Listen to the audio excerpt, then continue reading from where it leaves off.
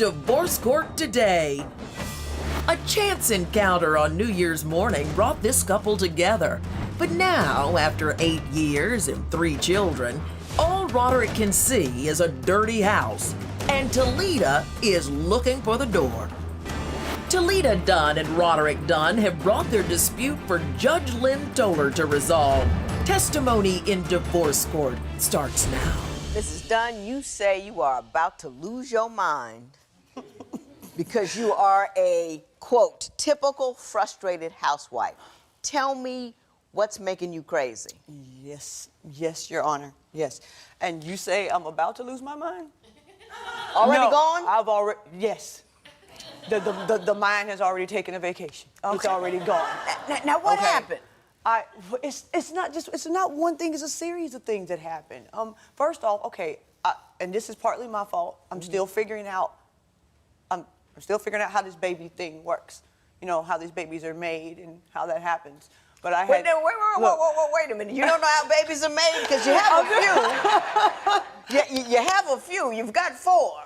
So something's working. Exactly. Something's working very well. So that was, I played a part in that, but I have 3 children under age 5. Oh, Literally. And we had them back to back. It wasn't really necessarily a plan. It just happened that way. I am home all day. I'm a stay-at-home mom. I'm home all day long with these babies. And I kid you not, these kids are born different. They're little adult. They run the house pretty much. They don't listen to me at all, I guess because I'm the mom. Are they boys or girls? I or have 2 boys. Mix? I have a daughter that's 4, and she's the boss lady. She's the mom, she thinks, because he leads her to believe she's the mom of the house. The boy is 3. He's a typical boy. Right. Flying off the roof, the ceiling, the refrigerator. Yeah, jumping off everything. The 11-month-old, he's my little peacemaker. He's my saving grace. I don't want to be apart from him for a second. He's your reward, baby. You get one that's a mess and do a couple of crazy, and then God says, let me give her a cool one just so. Exactly. Why don't you explain to me how Mr. Dunn is or is not contributing to the problem that you have? Mr. Dunn was excited when the babies got there. When he first had the first one, he literally threw, I guess, a little party, a parade, because we have the age difference. Yeah. I really feel like in his mind. He's 60. Yes. And you are 35. I'm 35, yes. Yeah. He thought and the baby... And so you had your babies late in life. You waited. I have a 19-year-old, so I had you have one a 19-year-old. And then you got a whole bunch of little ones. Yes. With him. I didn't know, I know this is gonna sound crazy. He didn't know he could make them. Really wasn't sure. I mean, honestly. Well, hang on, no, hang on. Let me work with your logic a little bit. He had 3 children before he met you, right? Two children. Yeah. So he knew he could make them. Well, he knew that. But the age difference, though. Yeah. He's gotten older. At this age. Exactly. Listen, as they can get in there on a cane or anything, they can still make them. We're the only ones. We're the only ones that run out of gas on that. They stay fertile forever. But again, you're not divorcing your children. I know sometimes that's a desire. I've had it. You're divorcing him, so you tell me what he is or is not doing that leads you to believe your life would be better without him. He does not participate. He excludes himself from the family. So, but the way I see it, from where I'm looking from, I'm in the kitchen, I'm cleaning, I'm trying to get something cooked, I'm trying to get the house cleaned up, I'm trying to do these things. I have to stop, and I swear to you, every 5 minutes, because a kid's over here, a kid's over here, a kid's over there. Where is he at? He's in the bedroom watching ESPN. Or now in the he bedroom works, though. on his cell phone. Well, when he's working, I'm gonna cut him some slack on that. Okay. Because he does work like 60 hours a week sometimes. Yeah. Ayo, babe. What we gonna eat tonight? That thing. And I'm like, dude, I got 15 things going on. I'm gonna make sure we get something to eat, but I haven't even thought about it. Okay. I haven't given it thought yet. Mr. Dunn, first of all, I'm gonna applaud you. You're working 67 hours a week, because I don't get, I don't get that all the time. So that's a wonderful thing. She says that she is distraught because she feels like she's alone in this thing. Has she got that wrong? What is your view about what's happening in your house? Well, I can't say that her feelings are wrong if those are her feelings. Uh-huh. But I come home to a dirty house. I come home to no meal or hot dogs with the kids. I don't have a friend I used to have. So you're saying you're working, you're paying for everything, and in the end you get nothing. You Right. don't have your wife anymore. You don't have a meal. You don't have a clean house. You Right. you're just coming home to nothing at all. Yes, ma'am, and I'm not blaming my wife for all of that, because rightfully so, we got three children. little ones, yeah. And they take, they take up time. Mm-hmm. So I mean, I understand, but then on the other hand, I'd like to feel a little more appreciated.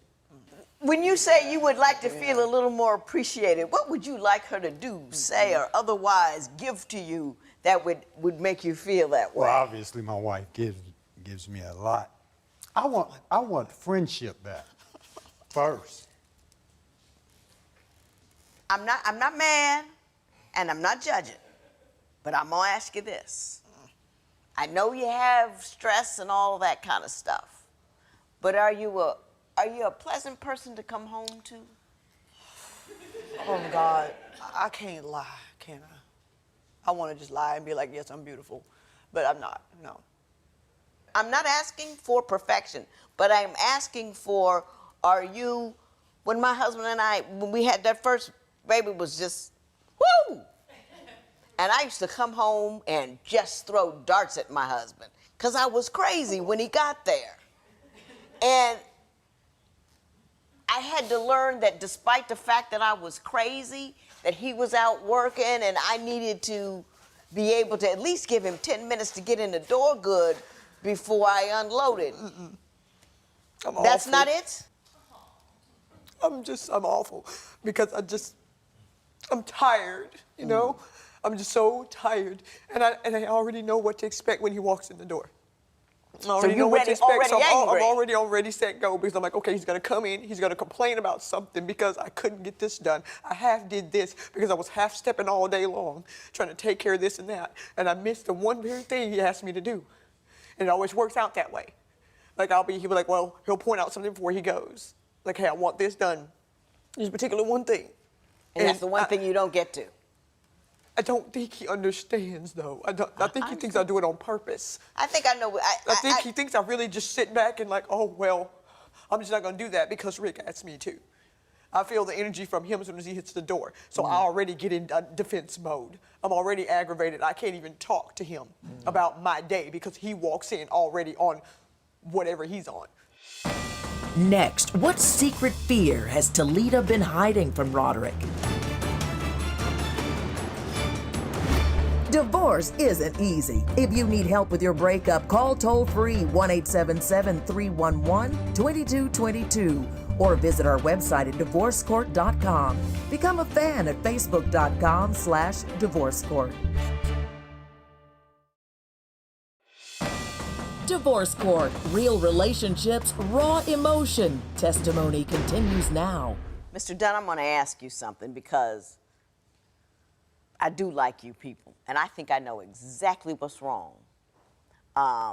So what I'm going to do, I mean, I know she wants to go, and she's got thousands of dollars of stuff that she wants to leave with, but I'm going to try to reroute this train. So I'm going to start with you and ask you, tell me how you met. New Year's Eve, about 8 years ago, stepped into an IHOP. And I saw this beautiful woman with beautiful legs, and she could talk. Now, let me ask you this. I know you were rapping, well, I don't know if you were rapping hard, but at some point you put your rap on because you got to marry her. Rap is good. I like to be rapped to. I haven't been rapped to in 27 years. I miss it. You know, I mean, it makes us feel good. When is the last time you've rapped to her? Before the babies, probably. See? Yeah. That's why I wanted to go back to the beginning. You still got to rap to your wife even after you've married her. And the thing I think people miss is such an easy thing to please us. They just, you know, you just have to remember to do it and take the time to do it. When you go to work and you get a paycheck, that's applause. Someone says you do a good job, you get a promotion, all of that is applause. When you're a stay-at-home person, male or female, you get nothing but criticism. No one says, yo, wow, you did well with no one ever says good job, no paycheck, no nothing. It's all, she did 88 things, and 99 things, and you see the one. And that's what you talk about. And being pretty and being smart has nothing to do with the children. All she feels like now is that she is an unappreciated worker and not a wife. And I think you love her. I think you still think she's beautiful. I think you still think she's smart, but you've gotten stuck on what she's supposed to be doing and forgotten who she is. And you need to tell her about that. Am I right or am I wrong? I'll agree with that. Now, having said that to him, I'm going to ask you, Ms. Dunn, instead of being that screaming Mimi that you are when he gets home, what do you think you could do instead of all of that? I've been practicing not saying anything. Well, that's not going to work. That's not going to work at all. It just makes you madder. If you don't say anything for a while, listen, I was mad at my husband for 18 years about something. By the time I opened my mouth, he was running for the next state. It's too much. You never stop talking. I stopped everything, though, Your Honor. It's falling on deaf ears. And then I stopped the intimacy as well. Yeah. You know, we have not been intimate. It'd be a year? The problem is you've stopped being people. You've stopped being human beings. You're a breadwinner and you're a housekeeper, and the human side of you went away. We're gonna get that back. When divorce court continues, could setting fresh boundaries for their children put this marriage back on track? Do you think their age difference has become a bigger problem for Talita than it is for Roderick? Call 1-800-282-1991 to vote now and see if America agrees with your opinion. You'll also receive some valuable offers. Call now. If you would like your case heard on divorce court, call us toll-free at 1-877-311-2222 or log on to our website at divorcecourt.com and join the conversation on Twitter at Divorce Court. Divorce Court continues. Now look, you guys, like I said, I like you, and I'm gonna try to fix you. A couple of things are going on over here, Ms. Dunn, and I was you years ago. I only had 2 kids, but they were deep children. And one day my husband came home and he said, I don't care if I am a multimillionaire. He said, you can't stay home with the kids, you have to work. Because when you're home with the kids, you are a raving lunatic when I get back. And I think what happens is, I like to think. I think you like to think. I think you're an intelligent, capable woman. And sometimes when you're at home with these little crumb crushers all day long, they make you feel, you know, you can't have a conversation with anybody. Everybody's got a problem. Everybody's do this, that, you know, it's just like, whoa. That's it. Oh, Lord. What you have to do is find a passion and joy even within the context of caring for those children. And you have got to make sure that you are running that house and that they aren't. And that, I think that's a mistake a lot of us make these days, to make sure that they're happy and they, you know, don't have rules and restrictions. They got to have rules and restrictions. My oldest just told me today, one day, that we were in the car or something, he went crazy. I told him to get the hell out of the car and made him walk home.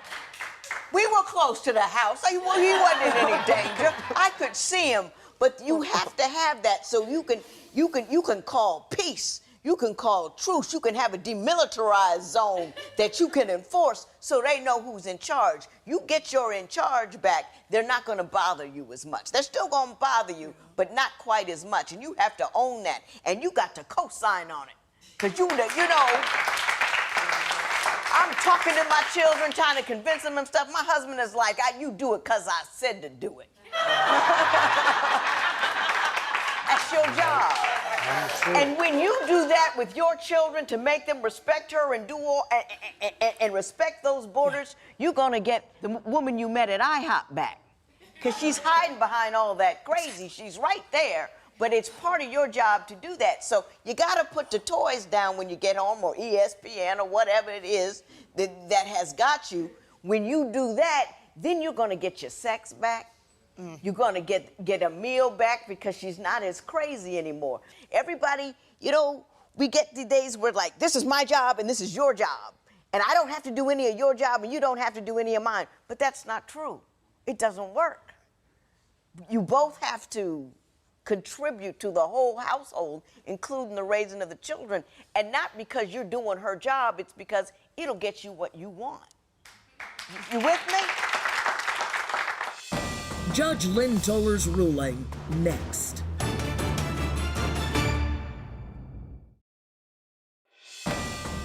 Divorce Court. Judge Lynn Toler's ruling right now. I'm quite sure you have noticed by now I'm not giving you anything. Because other than advice. I see my marriage in you guys and you can get past it because I got past it. But Mr. Dunn, I want to ask you something because I've been marveling the entire time that you've been here. Your wife started out and she didn't get one sentence out before she started to cry. And you don't seem at all interested. I'm the reason she's crying. Oh, so I see it's hurting you to see her cry. Absolutely. That's not something I want to just sit up and watch. Not from my former best friend and lover. What did you learn from what I just said? What are you going to do differently when you get home to keep her? Because, I mean, I understand that I'm tired and stuff when I come home, but I feel like if I can watch Sports Center, then I can do something with the kids. But I could use a reminder sometime, too. Oh, no, wait a minute. Don't put her in that position to have to remind you to be a man. Don't do that to her. Okay. It ain't that hard. You like the woman. You come in, both of you. You got 10 minutes. And you say, hey, baby, you look good. You slip that arm around that waist. You pull her close. You look beautiful, baby.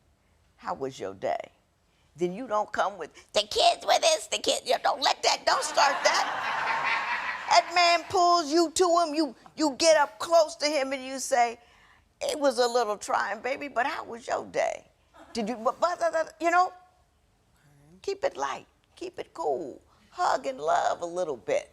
And then you've got some time to help with the children. You know what, Mr. Dunn, you old school, right? Yeah. You believe that the man is the head of the home? Oh, absolutely. Okay. In order to be the head of the home, you must be a leader. And in order to be a leader, you got to go first. If you want to be the head of the house, you got to be the head of that, too. It doesn't mean bring in money and then sit down and watch ESPN. You know what I'm saying? I'm going to give you a book I wrote. It's called Making Marriage Work.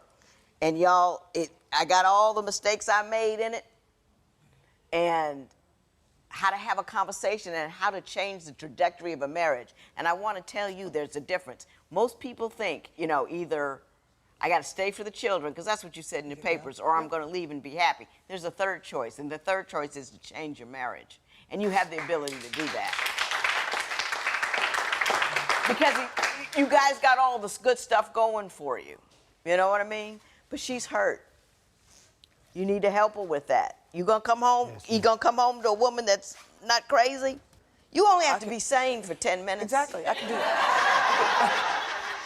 It's not gonna feel right at first. Give it a month. Okay. You with me? I can do that. I want you to be happy. And I like you, and I want you to be happy. Thank you. And I don't want you to come back here. Not because I don't like you, but because I don't want to give you any money and divorce you. Do the right thing, take care of each other, love one another, and tell them kids to behave. There will be no recovery in this matter. It is so ordered. Talita and Roderick appreciate the judge's ruling and promise to spend time every day nurturing their relationship. Post a comment or submit your case at divorcecourt.com or call toll-free 1-877-311-2222. Follow us on Facebook and Twitter at Divorce Court.